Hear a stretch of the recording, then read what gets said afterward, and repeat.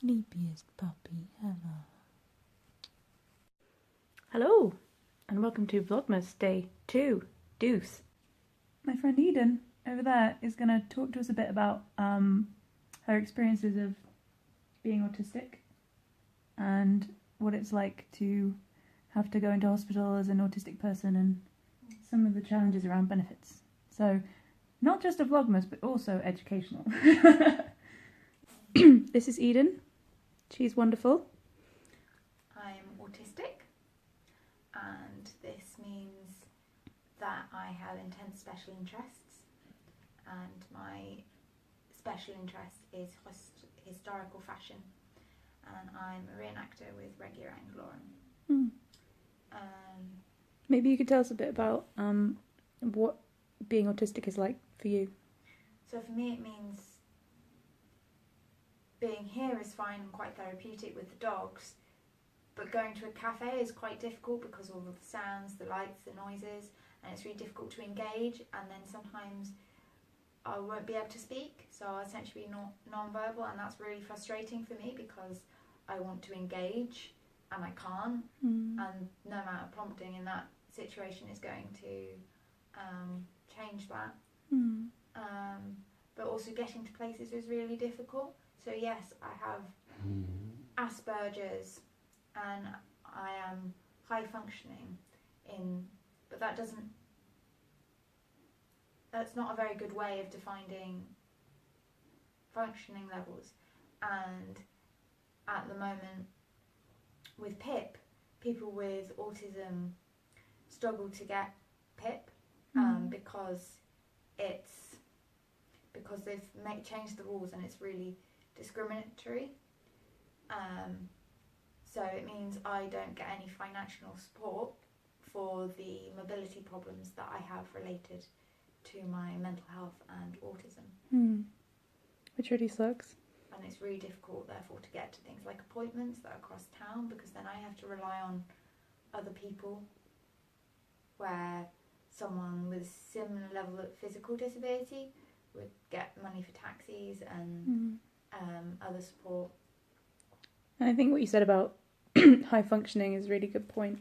Like, it doesn't really describe the problems that you face as someone who can still, just because you can talk and you can, most of the time you can, move through the world and people don't notice that you've got autism doesn't mean you don't have challenges. Yeah. And I think people don't get, like, right now I'm mimicking and masking and camouflaging, but when I can't do that, particularly in stressful situations like medical appointments, I can't even speak. And so even though I know my rights and I know I won't be able to say that, and so it's really difficult to get the right medical care, the right benefits, the right because you're not able to make the phone calls, you're not able to sort stuff out, and consequently it means I'm very poor, despite being surrounded by a pile of stuff. But if I had the right support, I wouldn't be needing this stuff. I wouldn't be probably going to be admitted to hospital in the first place. So it's really important that just because someone has a high IQ, looks like they're functioning, doesn't mean they're functioning in their daily life. And so adult social care for people with Asperger's is just as important as someone who is diagnosed with classic autism. Hospital. You want to tell us what you're doing at the moment with the stuff? I'm packing it into a box. So these are crafting activities and things potentially for admission. So because I have sensory difficulties, admissions we try to avoid them from the start because they're really traumatic. But there are certain rules about what you need.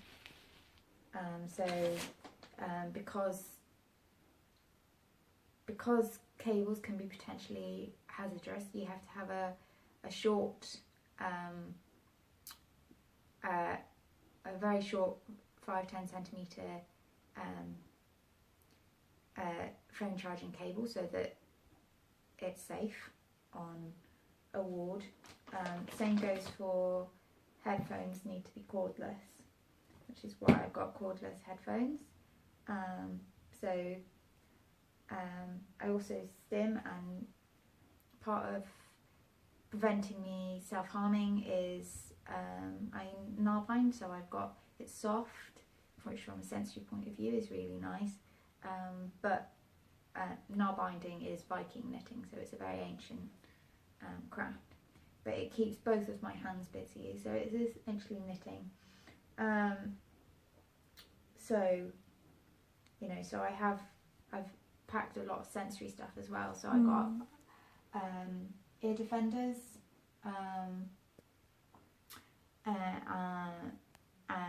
earplugs. I haven't got any sunglasses. Probably should get some. But so distractions are really important, and being able to produce some sensory activities that can calm you down, which aren't self-injurious, because self-injury in the autistic community is really common. It's not widely accepted, or rather researched. There's not a lot of research on the female presentation of autism and being able to help that.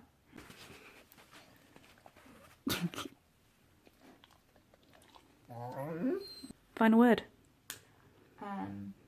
It was really good talking on Kate's blog, and I hope that it helps raise awareness of these autistic issues, which I am quite vocal about, and yeah. Right, I think Eden said that really eloquently, so I'm going to say nothing else today except that there'll be some details about her role as the Disabled Students Officer at the University of Nottingham and their Twitter just below the video. So I'll see you tomorrow, and I hope you'll join me in hoping that the next stage in Eden's healthcare goes as smoothly as possible. So, thanks Eden. Bye.